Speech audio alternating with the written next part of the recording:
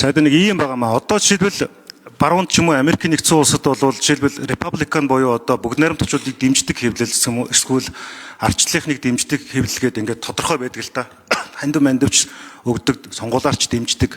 За яг нөгөө том зах зээл буюу том одоо хүн амтай орнуудын хувьд бол энэ бол нэг тийм том дөргөн үүсгдэггүй байна. За тэгэнгүүт Монгол шиг ингээд цөөн хүн амтай орнуудад маш олон хэвлэл мэдээллийн байгууллага, дээрэс нь инфлюенсергээд нөлөөлөгч нар сонгуулийн үеэр маш их ус төрчдөг.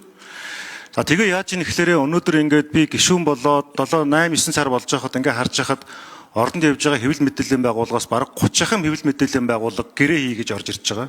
Гишүүдтэй ч гэсэн гэрээ хийнгээ орж ирдэг. Тэгээ нэг энэ 4 сая 900 мянган төгрөг буюу 5 саяас доошоогоо зардлаар гэрээ хийя гэж орж ирдэг.